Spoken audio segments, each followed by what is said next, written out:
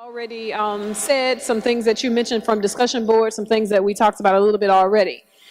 One thing you want to think about for sure is Kosala's liminal status. A lot of you talked about this on discussion board, like how he was in both places. So he was always hearkening back to Africa, but he was also trying to integrate as best as he possibly could his status as a person who was in the U.S. So when you think about the use of Barracoon as the kind of governing trope for the text, if you ask, why Barracoon as the title, then we might think about it this way, for instance. The Barracoon is typically the place where the enslaved's identity was to be transformed or restructured, if you will, from an African identity. And in some instances, actually in all instances, because they wouldn't have recognized themselves as quote-unquote Africans, from a particular ethnic identity into an identity that was one where you were unsure of where you were going, but then also it was a pre-seasoning process.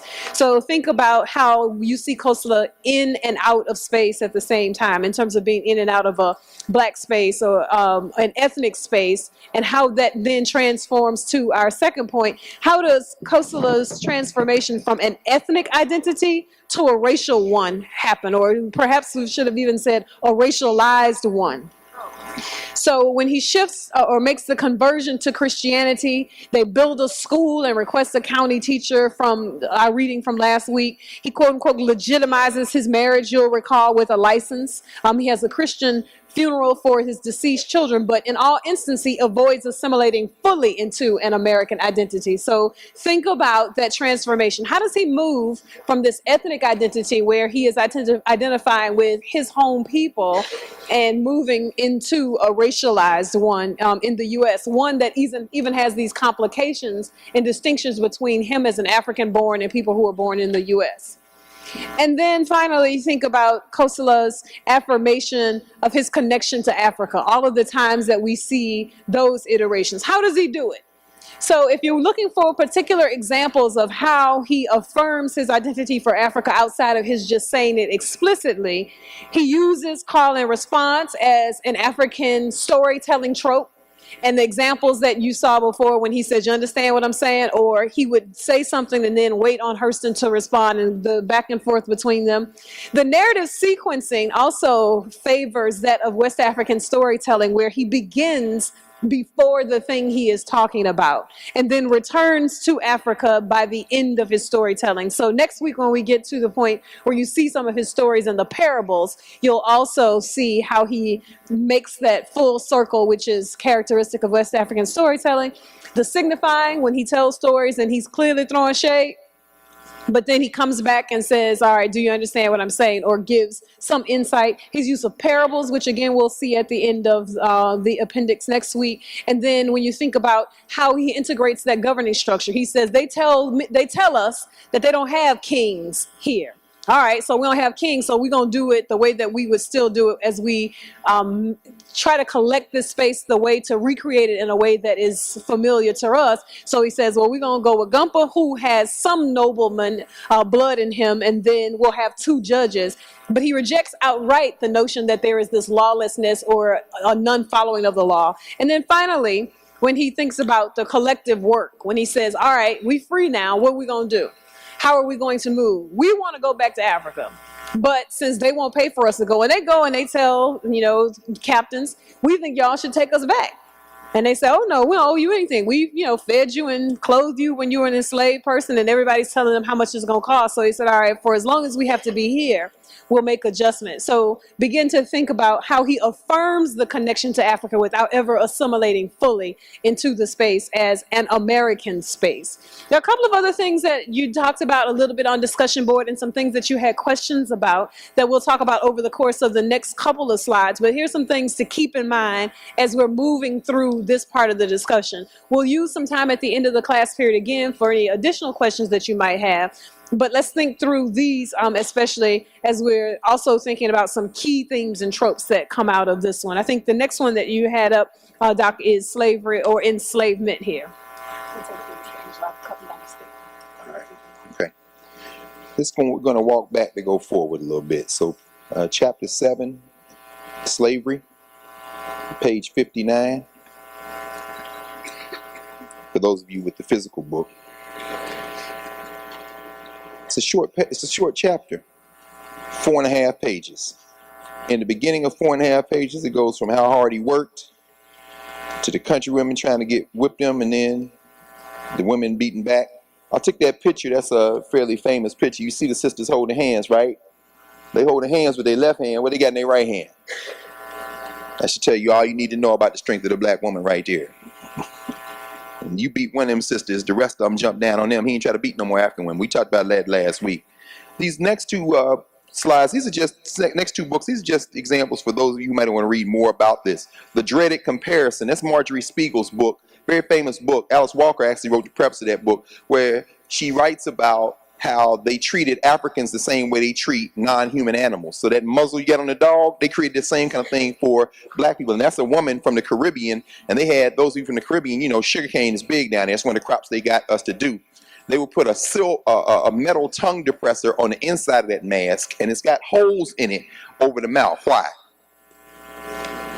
So you could breathe and saliva could come out. But they put a tongue depressor in there and keep your tongue down like this and in your mouth, so that you couldn't even get the sugar cane. If you were in the field trying to eat some, you couldn't get it in your mouth. That's how diabolical these people are. I'm sorry, were. Thinking about Dallas a couple of days ago. I freed myself. African American self-emancipation in the Civil War era. And you see my man's didn't wait on Abraham Lincoln there. He's taking matters into his own hand. And Sterling Stuckey's book, Slave Culture. Now, we won't go back. I just went back for a minute. We just went back to ground you in chapter 7 because we're going straight to 8. That's where we start this week. Freedom. Now we're on page 65. We won't take long in these chapters. So we want really, most of the time, a couple people already came up with some questions, some comments. This time is your time. So it's going to be, most of this conversation is going to be us. We're mindful of the clock.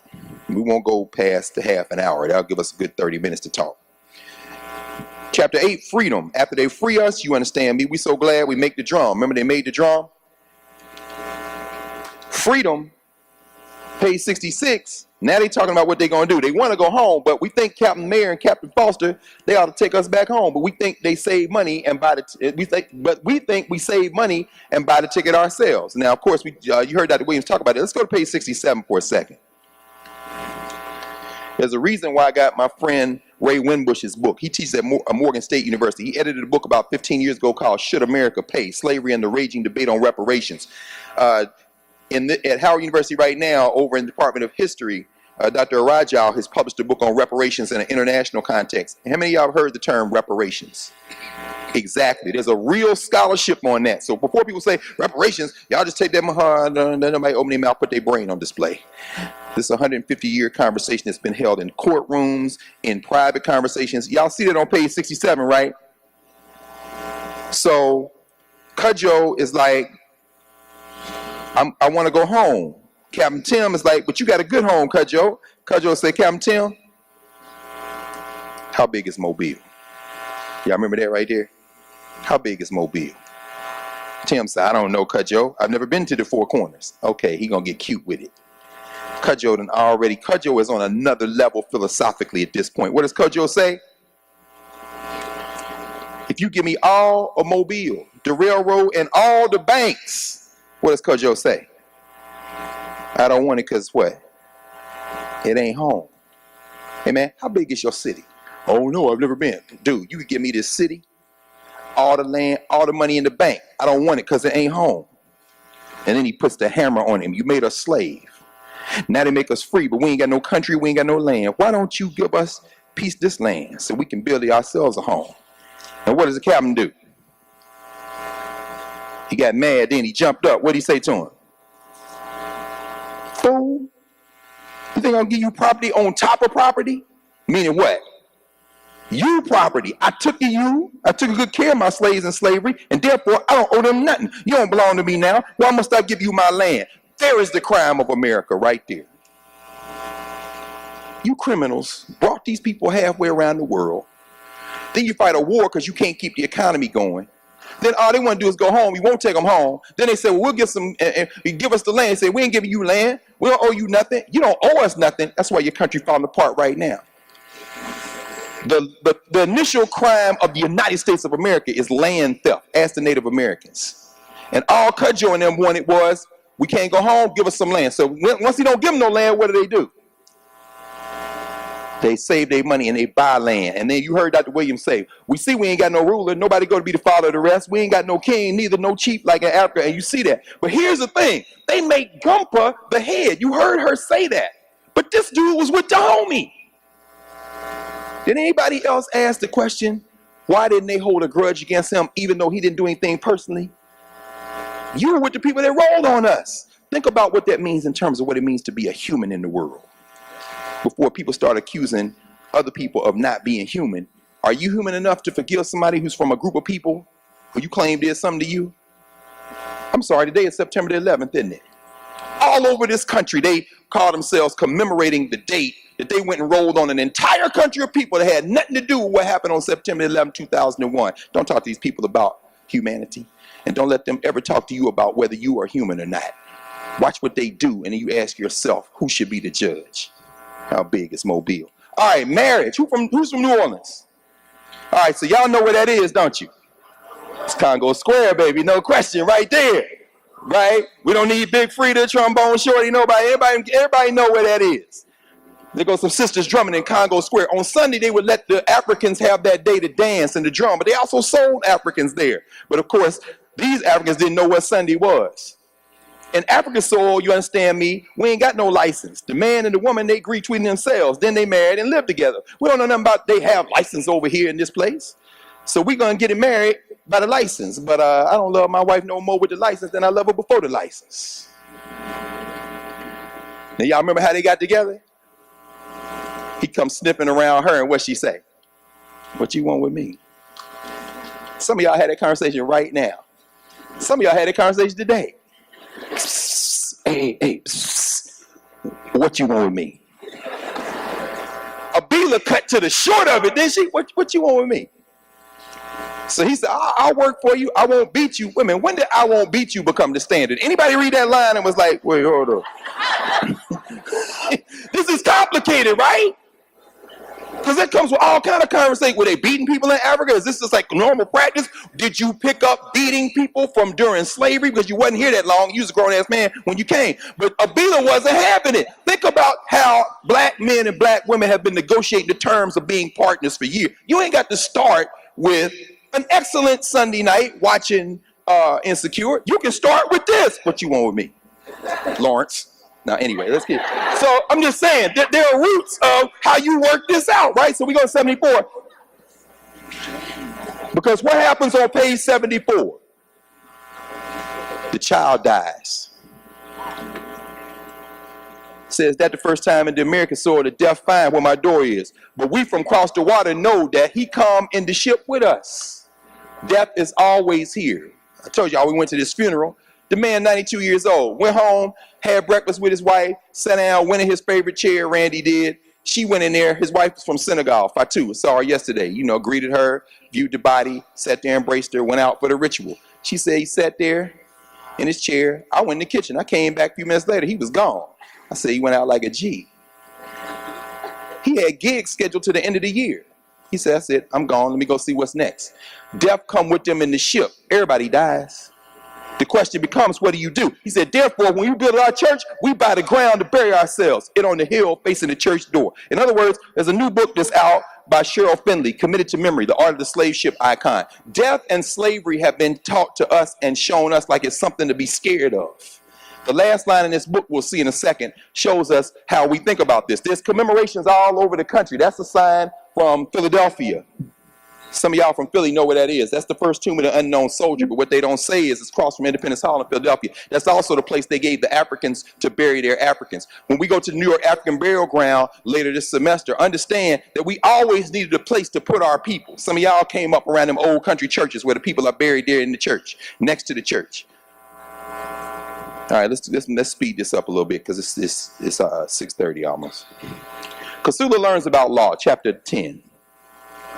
Hold on, let me pause because we kind of went through that fast. I don't know if you want to add anything, or if anybody has any questions about these chapters as we're going through it. We're going to leave the balance of time to discuss this, but we should hear some more and mix it up a little bit. I want to break that up. So 10's a little tricky because what happens in chapter 10? We see death and misfortune hitting them over and over again, don't we?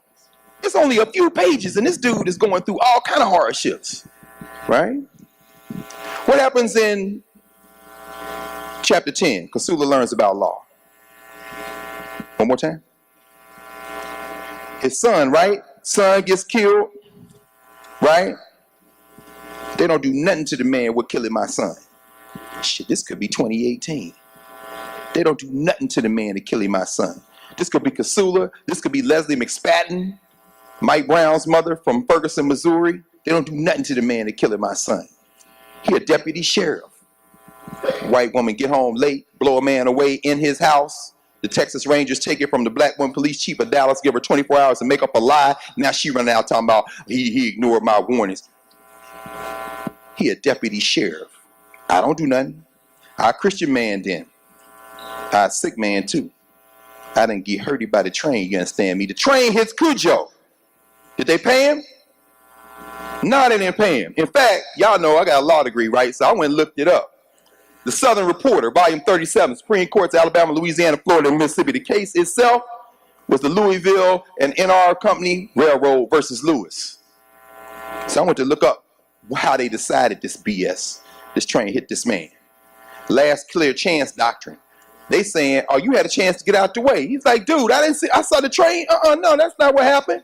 There's not in the evidence anything to show that the plaintiff lacked opportunity to see the train or to avoid the same. If he had made timely effort to do so, nor is there evidence that on the part of defendant's servants there was any lack of diligence about discovering plaintiff's peril or about stopping the train after they discovered it, or that defendant was in any way responsible for the obstruction of plaintiff's exit from the track caused by the turning of the dray from church under Commerce Street. Plaintiff was not entitled to recover without proof that his injury was the proximate result of negligence chargeable to the defendant, and the accident was not of such character as that proof merely of its happening could afford an inference of such negligence. So reversed and remanded. What does that mean? That means that there's no evidence that he couldn't have got out the way. There's no evidence that the train meant to run him over, that they could have stopped it, and so therefore you get nothing.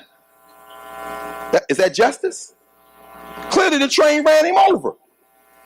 Clearly they worked it out in the courtroom. This is the Supreme Court, state Supreme Court, that overturned the lower conviction. Oh, but what happened to the lawyer? He lived happily ever after, right? No. Didn't the lawyer die? Did the lawyer die? What happened to the lawyer? Y'all didn't read this. He died on the way to New York. One more time? He died on the way to New York.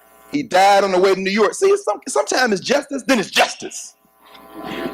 You gonna cheat me out of $5 when the train hit me? Cudjoe died of old age. That lawyer that cheated him died of a terrible disease. Goodbye. Let's go to chapter 9. See, the people see I ain't able to work no more. So when the people in Africa town see he can't work no more because the train hit him, what they do? They made him the sexton of the church. They gave him a job. See, that's what you do in a community. You look out for those who can't look out for yourself. You don't judge a community by how many millionaires you got. Kwame Nkrumah said that, the first prime minister of Ghana. You judge a society by how it treats those who can't take care of themselves. Well, they don't have health care. They didn't work that hard. Okay, you get sick and want somebody to treat you like a human being because you got good health care, Senator. And you paying for it with my tax money, Congressman. So before you talk, you need to go read Barracoon and find out when somebody get hit by a train and the law cheat him, what human beings do. This is what you do. You can't handle society without that. Let's go to the final here. Chapter, what is that, 11? Hey, look at that picture. Has he got shoes on? Why ain't got no shoes on? That's right. He told her, hold on, I want you to take the picture like I'm in Africa. Take my picture, but let me take these shoes off. I want to be memorialized the way I wish I was at home. So I'm at home in my mind. Wait a minute, let me take my shoes off. Some of y'all was some little bad children that never liked to wear shoes. Some of y'all still don't like to wear shoes. Let's go to page 87. Police saying African soil, it ain't like in the America. He ain't been in the Africa. Oh, who is Police? His son. His son. He named all their kids African names, gave European names too. But one by one, those children died. Yes, ma'am. Christian, right next to you, man. Poli is the only one whose American name wasn't stated. Is that later somewhere in the appendix or anything? Let's check the appendix. Y'all got Poli other name in there? because I don't remember off the top of my head, but we will check the other sources. If somebody find it, somebody yell it out. You see, Polly? Go ahead. Yeah, that's right. Go ahead. Part of the reason we don't see the separation from his name is because his name is Kupoli, which actually is closer to a derivation than needed to be shortened. So remember, every other time they gave them two names, one to shorten another one. So if you look in the appendix, his name is Kupollee. So there was no need for him to have a separate name as well in this instance. That's just an assumption. I'm not certain about it, but everybody else had names that would be more difficult to pronounce. So the second one is Omolabi. And particularly when Dr. Abambola, I was about to say Badagation, he's on my mind. When Dr. Abambola comes to talk about Omoluabi, you'll see the connection. But it's just that it's close enough to his Yoruba name that they don't have to give him a second name. But you're absolutely right. That's a good recognition. I actually looked at that again when I was teaching. I was like, oh, why didn't they give his name? Everybody else is that we call this person this and this person this. That one didn't, but it's close. And clearly that's the name they brought with them. So in addition to being a founder of Africa Town, that's the name that has been repurposed. Now, you know, my mother's from Alabama. Had a cousin named T. Lee. There's a lot of Negroes with Dash Lee in their name. I don't know if y'all got any people in your family. I'm wondering now, is that an African derivation? Police saying African, so it ain't like, now remember now the kids is fighting, the boys is getting in fights because the ones who are born here look at them like they savages. But this one here took it real hard because he been listening to the Africa stories. So police say African soil ain't like in the America. He ain't been in Africa, you understand me? But he hear what we telling him and he think that better than where he at. Me and his mama tried to talk to him. We try to talk to him and make him satisfied, but he don't want to hear nothing. He say when he a boy, they, the American Negro children, is that his language or Zora's? Yeah, Zora slipped that in. The American Negro children. That would be us. Most of us. Fight him and say he a savage. When he get here, man, they cheat him. The train hurt his papa and don't pay him. His brother get it killed. Man, that thing broke. Man, that thing. Think about what the girl said from Alabama, who was friends with this girl who got killed in 60th Street Baptist Church. She said, "Looking like that thing just hurted me. That hurted me to read that. Remember how his son got his head cut off, and he kept saying, "That's not my son. My son in Mobile. He gonna get his clothes and coming back." No, so your son plateaued. Your son got his head cut. He said, "My son, that's in there." And who recognized that was him immediately? His mother recognized him, just like your mama will recognize you. And she just screamed, right? Yeah, go ahead. Pay attention to, I'm sure you paid attention to the fact too that it was only when another continental African told him that that was his son that he believed it. Everybody else is like, Uncle Cujo, your son got killed. No, it didn't, ain't my son. And so he said, but a man from Africa's soul come and tell me, so I look. And then they're the ones who bring him back to his mother. Yes. Let me speed this along because I want 8 minutes over. Oh, yes, please. Thank you, Angela. Yes, ma'am. Hi. Polly was the one that they found in the river, right? Well, one of the children was found like in the river, and I was wondering if he killed himself or if someone like drowned him. No. Polly was the one that was dissatisfied. Go ahead. You want to say? Let's go to the language. Chapter 11. Yeah, David's the one coming up. Yeah. I think it was David, right? Hold up. No, there it is. Polly was mad because the railroad killed his brother. He wanted me to sue the company. I asked him what for. This is on page 87. We don't know the white folks' law. They say they don't pay you when they hurt you. The court say they got to pay you the money, but they ain't done it. I was very sad. Polly very mad. He said the deputy killed his baby brother. Y'all know Negroes like this. I'm not satisfied. Don't take the police officer to court. Let her go home. Cut her old head off, put it on City Hall steps. Y'all know Negroes like that. But I ain't holding no malice. The Bible say not. Police saying African soil, that's where we're going right there. You see the last sentence there? He don't laugh no more. And then let's find out what happened to Polly, right? Right after that. Well, after a while, you understand me, one day he say he go catch you some fish, as you said. Somebody see him go toward the 12-mile creek. Lord, he'd never come back. So we don't know what happened to Polly. Something could have happened down there, or he could have just left. Polly could just been out. Shit. For all we know, Polly ended up in D.C. or New York City. But one thing's for sure, that last piece right there, those five words, It kills me when you go in the store or you be on the bus or you riding up down somewhere, you walk in and you see black people always with this look of like permanent sorrow on their face or mad. People just be like, he don't laugh no more. What does it mean for human beings to live a life of perpetual stress? Dr. Harrell will be speaking to us in a minute, later on this semester, of course, who, Angela and Christian's Jegna, who they work with very closely. And he's going to talk about the effects of stress on the human body. What does it mean to always be like that and don't be able to laugh? All right, let's wrap this up. I want to look like I am in Africa because that's where I want to be. He also asked to be photographed in a cemetery among the graves of his family because, last point alone, Abila or Sealy, we wrote that at the crossroad. When you stand at the crossroad among the Kikongo people, that means you standing at the intersection of life and death. You right there at the crossroad when you can see both sides. And in that chapter, it's like she can see both sides, isn't it? She dreamed about her children. She says they're cold. I'm gonna take these blankets out here. I gotta go see my people. Let me go see my children. And then she goes with him. And he's by himself. He says back like he was in Africa. So then the others in Africa town, they start coming to him and do what? What they start doing? They come to visit him, and what they do when they visit him?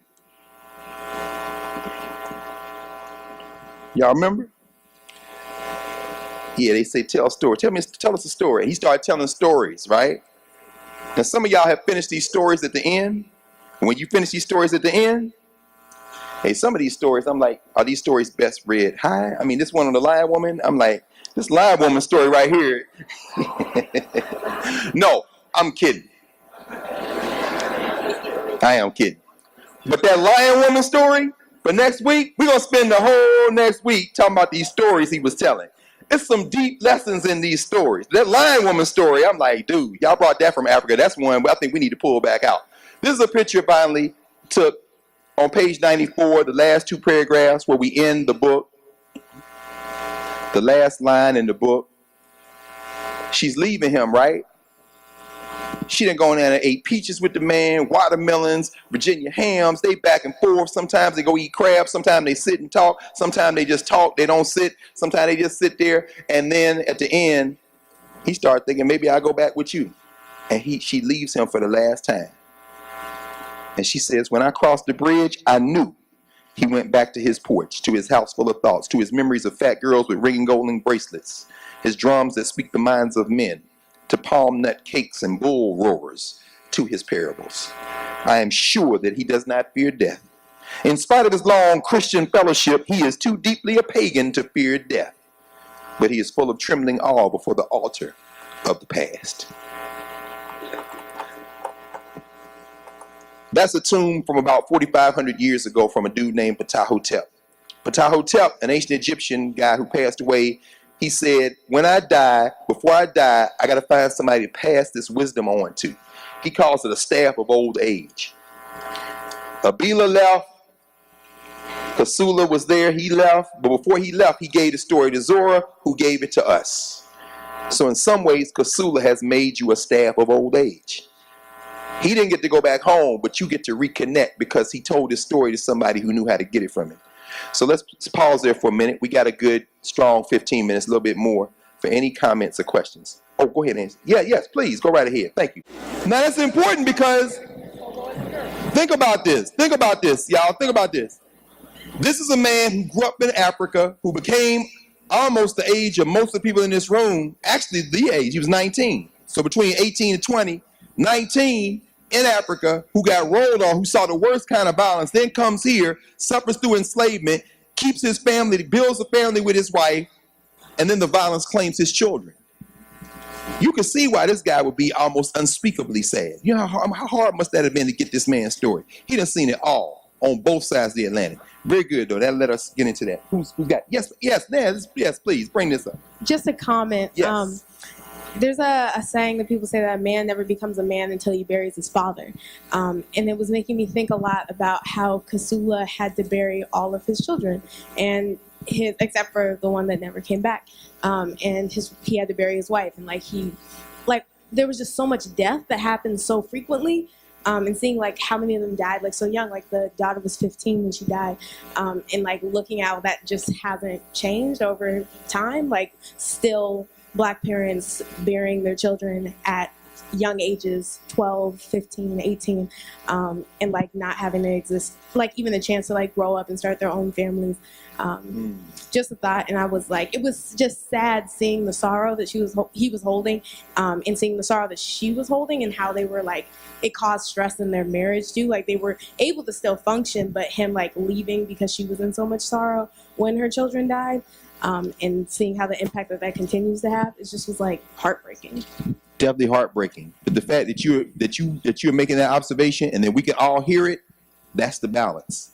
Because all that death also has life. Because every one of us is alive, which means all of our families live through us. Something that a brother said yesterday at the funeral is very important. He's a Babalao.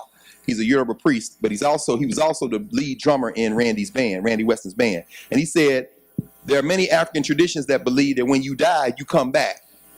And he says, so anytime somebody dies, you can be sad because we knew them in that moment, but understand that life follows death, just like death follows life. And he says, I can't wait to see who Randy Weston is going to be next. Meaning what? You represent everybody who ever had sex in the entire history of humanity. It exists in you now because they all came together and came together and came together. Now you here. Meaning what? We all going to die, right? Yeah, we all going to die. I'm sorry. Now, some people believe that they're going to come back exactly like they are. They're going to get a golden mansion and all that. I don't know. We'll all see. But one thing's for sure. We will all see. Now, after that, however, most of y'all going to have children. And if you never have children, your friends going to have children. Or your family going to have children. Meaning what? If they could have killed us, we would be dead. We can't be killed. You can't kill us all. And a report just came out in elementary schools in this country. The elementary school age students in this country now are 51% non-white. This thing is a wrap. We just got to keep doing what we're doing. It's going to be all right. As we're waiting for the next question, one of the things that you also want to take into consideration with that point that so many of his children die. So the daughter dies a somewhat natural death, if you will, at 15, but there is some violence involved in the other instances. And that is important to think about because it's not normal. And I think that's part of the point that you were making. It's not normal for parents to bury their children. Part of it has to do with the fact that these children were intolerant of the way that they would be treated. And that had implications. So they didn't die naturally. It wasn't like, oh, and then this happened. It's not coincidental is the point that I'm making. It isn't the case that, dang, a lot of bad stuff happened to him. No, this is a very clear indication of what happens when people resist. The attempt is to kill them, but you can't kill them all. So when you flip, if you have the text back to 165 in the footnotes, and if you don't, just stay with us here. It's the first footnote in chapter 9. This is Hurston's note. Hurston says, neither Kosala nor from the community have I been able to get a clear account of what led up to the killing. And this is the first son who's killed, stabbed in the throat. All Kosala tells us is that man who killed him, he'll pastor now. I'm trying to forgive him because that's the Christian thing that I'm supposed to do. But I'm telling you, this man's supposed to be Christian. He'll pastor. And he never come told me he was sorry about killing my kid. So that first killing is what they're talking about. One fact is established, however, and again, this is Hurston, that the community in general feared the Lewis boys. According to one informant, there had been several fights between the Lewis boys and some others extended over a long period of time, and there were numerous grudges to be paid off. The Lewis boys felt as if their backs were against the wall and fought desperately in every encounter. There was a bloody battle. She goes on to tell us, again, this isn't coincidental. It isn't that he had a string of bad luck. It was that they were affirmatively holding their ground, and there was resistance to that. And the point about Poli not knowing where he is, Kojo won't surrender because he wants to hope that he is somewhere else. If you flip that page that we were talking about, he says, maybe he's gone back to Africa. Maybe he's the one who got back. All I know is he ain't in this house and he ain't on that hill with my wife. Yeah. All right, Dr. Yabon's gonna get me if we don't get the mic. She's saying that the sheriff is a coward because he wouldn't even go and have the conversation. And that's what Kosala says. At the very least, come talk to me. The mic's coming. Go ahead.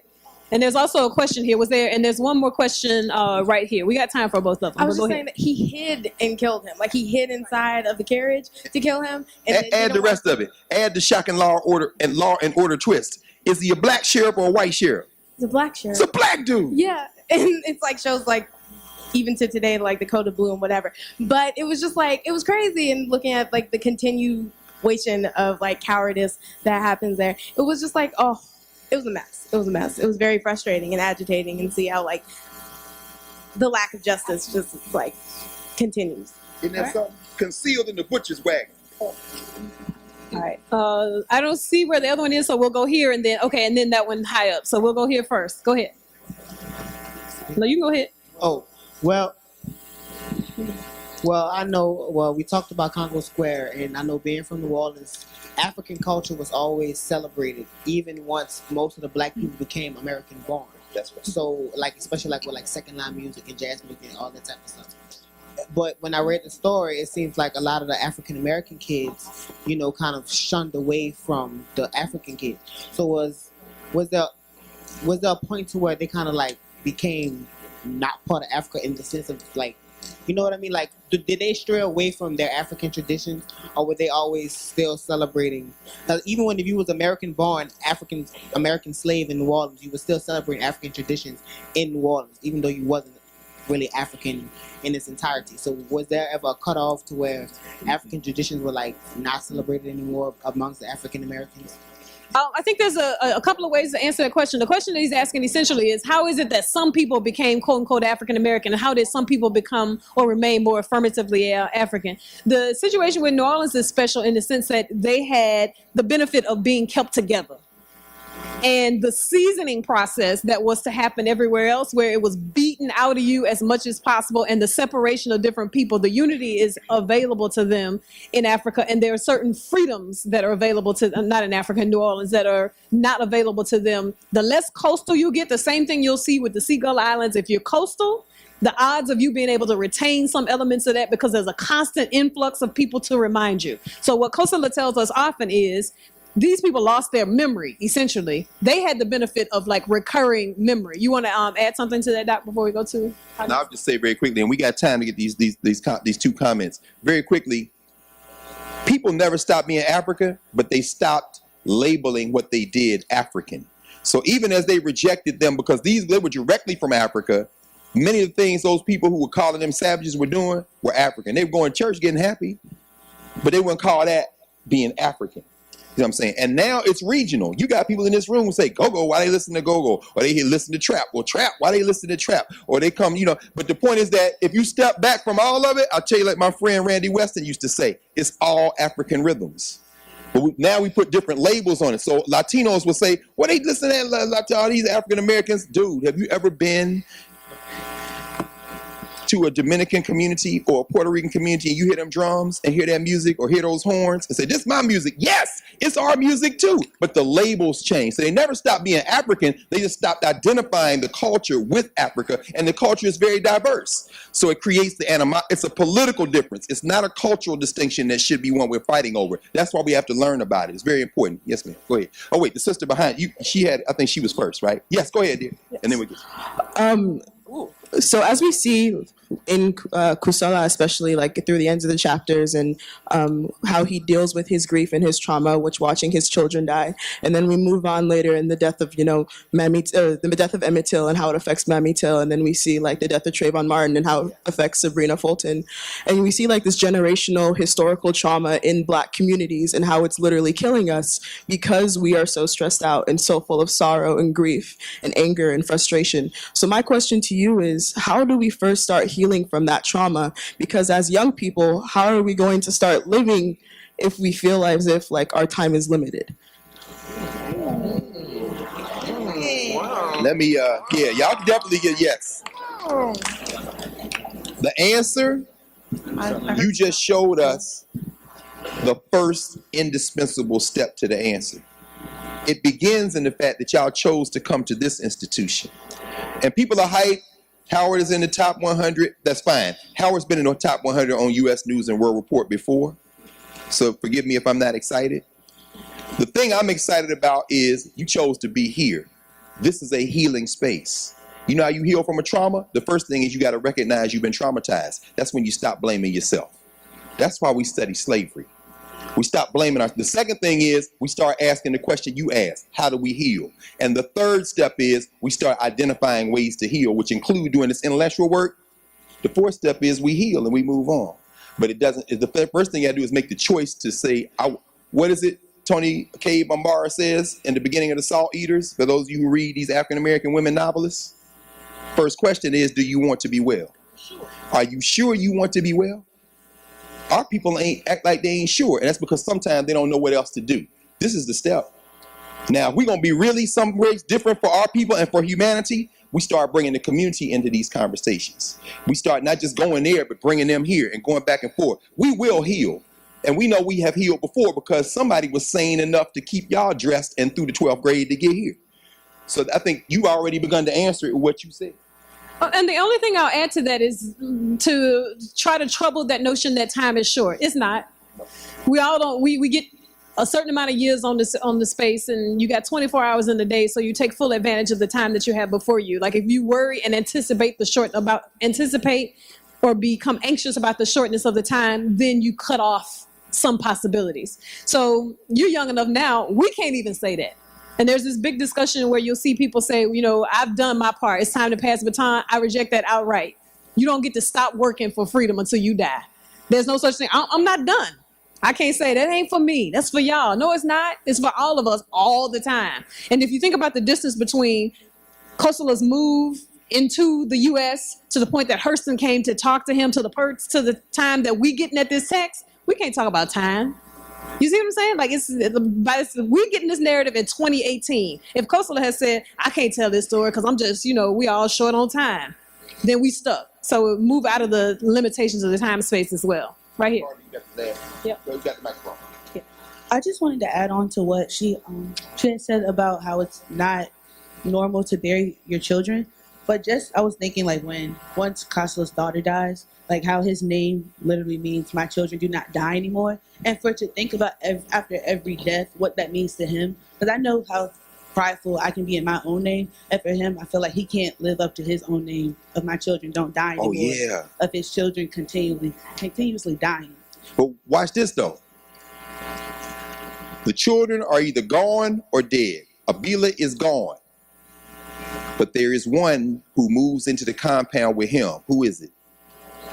The daughter-in-law. And she got twin daughters. That's who's on the cover. And they lived to be old women and had a bunch of kids apiece. Meaning what? He didn't fail. And guess what? Let's say that they had never existed. We read the story, which means what? He didn't fail. Right. And it's like his life definitely goes full circle in that context of how he still lives through the story he's told or through the lives of his grandchildren. But just that context of just like what his name means and then how his life plays out to what, like, can he live up to what his name means? Just like I was thinking, like, does he want to be called Cujo or does he want to be called Kossola? Oh, right. How does he feel about himself to be who he wants to be? That's right, because his mother named him that. Let me say this very quickly, and as we this is it, and we get ready for the appendix and then at the next week. By the way, the Congressional Black Caucus is in town. This is Congressional Black Caucus week and weekend. So down at the convention center, it's all free. All the representatives from around the country, a lot. If you want to see in terms of what people are doing to solve these problems, go down there one day this week and really get involved. Go sit in on the workshops, meet the Congress people, the senators, understand the workers who are doing it. But let's end with what you brought us to. It's very important. We cannot gloss over what you raised. There's a tremendous sorrow in this. And we don't know the answer that you raised. Did he want to be called Cujo? Why did he let her call her Kossola and what did that mean to him? We can never know the answer to that. And I promise you this, as human beings, we should sit in that sorrow. And also recognize that because of the sacrifice and because of the sorrow, to my point was raising with his son, don't never forget to laugh. Because our ancestors paid for our right to be happy, to be sad, to be human. So this ain't just a sad story, but it is also a sad story. I appreciate you raising that. We appreciate that.